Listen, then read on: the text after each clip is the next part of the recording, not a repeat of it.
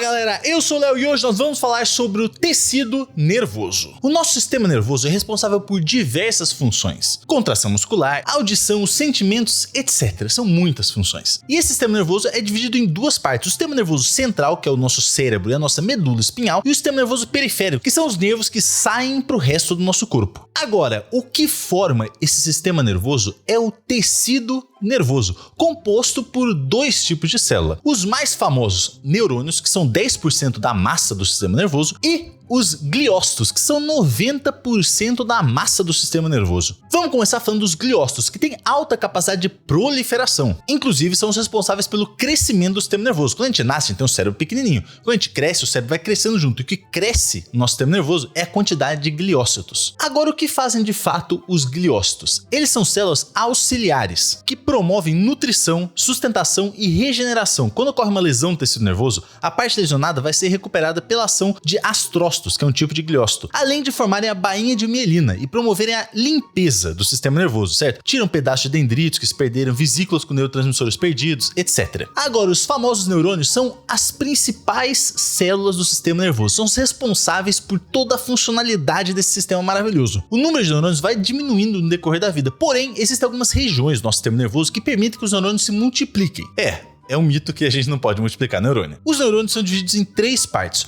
corpo celular, onde temos o núcleo e a maior parte do citoplasma, e prolongamentos que saem desse corpo, os quais podem ser de dois tipos: os dendritos, ramificações menores que captam estímulos nervosos, e o axônio, ramificação maior, que conduz o estímulo nervoso, e na sua porção final tem ramificações, as terminações axônicas, onde ocorre a liberação de substâncias químicas que estimulam o próximo neurônio. A gente vai ver mais isso no final dessa aula. Então, o impulso nervoso sempre se desloca ou se move no sentido dendrito, axônio. A gente pode classificar os neurônios de duas maneiras. Primeiro, quanto à forma. Os neurônios podem ser multipolares, que tem várias ramificações, dendritos e axônios saindo do corpo celular. Bipolar, que tem uma ramificação menor, o dendrito, e uma maior, o axônio. E pseudo-unipolar, porque parece que tem uma saída só, mas essa saída se divide em duas. A segunda forma de classificar é quanto à função. A gente tem neurônios sensitivos, associativos e motores. Se eu encostar a mão na panela quente, eu vou receber a informação por um neurônio sensitivo ligado ao órgão sensorial, nesse caso, a pele. Esse sinal vai para a medula espinhal. A medula vai pegar essa informação que vem em grande quantidade de neurônios sensoriais e falar: opa, isso pode ser perigoso. E vai associar esse estímulo sem mandar esse sinal para o nosso cérebro, utilizando um neurônio associativo, que vai passar o estímulo para o neurônio motor, que vai fazer com que você solte a panela quente. Esse é um processo chamado de ato reflexo. Existem outros exemplos no nosso dia a dia, por exemplo, espirro, quando o médico bate no seu joelho, você mexe sem querer, etc. O que nós vimos até agora é que no tecido nervoso ocorre um estímulo que gera um impulso nervoso, que vai se propagando entre os neurônios até chegar ao seu destino final. Agora,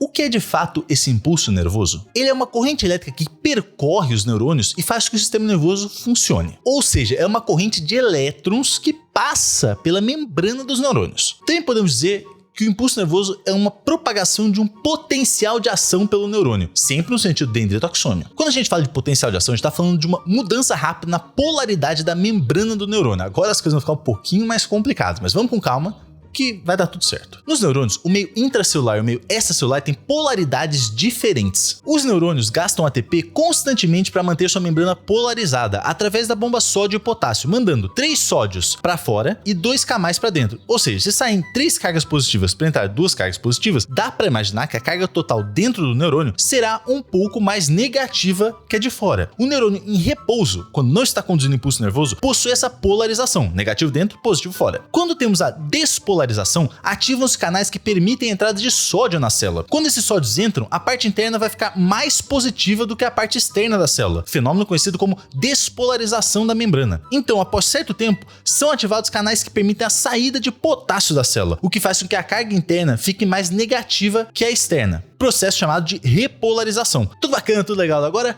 o que causa esse impulso nervoso? Constantemente no nosso dia a dia tem coisa encostando na nossa pele, moléculas de oxigênio, a gente não sente isso. Por quê? Isso ocorre porque o impulso nervoso acontece num mecanismo chamado de tudo ou nada. Se eu tocar a minha mão, eu vou sentir isso aqui, porque esse estímulo de encostar na minha mão ultrapassa um limiar. Saca só esse gráfico. Toda vez que temos um estímulo pequeno que não desencadeia um potencial de ação, esse estímulo é sublimiar, ou seja, ele não estimula o suficiente para atingir o limiar e desencadear o potencial de ação. Para deixar claro, todo estímulo gera uma pequena despolarização na membrana do neurônio. Só que se ele não atingir esse limiar, nada acontece, não tem impulso nervoso. Agora, se ele atingir o limiar, temos esse impulso nervoso, temos o potencial de ação. Por isso, é tudo ou nada. Atingir o limiar, tem potencial de ação. Não atingir o limiar, não tem potencial. E atente-se, é sempre o mesmo gráfico. Não existe meio potencial de ação, potencialzinho, potencialzão de ação. E repare bem, depois do impulso nervoso, existe um período de hiperpolarização, essa curvinha para baixo. Para que ela serve? Ela impede que o neurônio seja estimulado novamente logo em seguida, com a mesma facilidade. E impede também que o impulso vá no sentido contrário. E lembra da bainha de mielina que a gente falou um tempo atrás? Ela é basicamente um invólucro de lipídios e ela agiliza a transmissão do impulso nervoso. Os processos de despolarização não ocorrem onde há a bainha de mielina, eles só ocorrem nos espaços em que não tem. Ou seja, é como se o impulso nervoso estivesse pulando entre os espaços de mielina, que são conhecidos como nódulos de Ranvier. E aí, beleza, o potencial de ação passa pelo neurônio inteiro no impulso nervoso, despolarizando tudo, repolarizando todo esse processo, até que chega no final, nas terminações do axônio. E ele vai ter que transmitir esse sinal para o próximo neurônio. E ele faz isso através de conexões celulares chamadas de sinapses. Os neurônios eles não se encostam, existe um espaço entre eles. Esse espaço é a fenda sináptica. A sinapse depende de um neurônio que vem antes da fenda, pré-sináptico, e um neurônio que vem depois da fenda, ou pós-sináptico. Agora, as sinapses podem ser de dois tipos, a sinapse química e a sinapse elétrica. O primeiro tipo é a sinapse elétrica, que ocorre em músculos lisos e cardíacos, e são mais raras no nosso corpo. O impulso nervoso chega na terminação do axônio, e quando temos a grande quantidade de entrada de sódio da despolarização, imediatamente o sódio atravessa para outro neurônio através dessas junções comunicantes. É uma forma de transmissão muito mais rápida e pode ser bidirecional. A gente não usa esse método na maior parte do nosso corpo porque ele é muito difícil de ser regulado. Por isso, a maior parte das sinapses são químicas, que é muito mais comum e muito mais importante de vocês saberem. O impulso nervoso vem atravessando o neurônio todo até que chega nas ramificações finais do axônio. Nesse local, essa diferença de voltagem gerada pelo impulso nervoso vai estimular a liberação na fenda sináptica de vesículas que contêm neurotransmissores, por exemplo, serotonina, dopamina, etc. Esses neurotransmissores são substâncias que se aderem a receptores específicos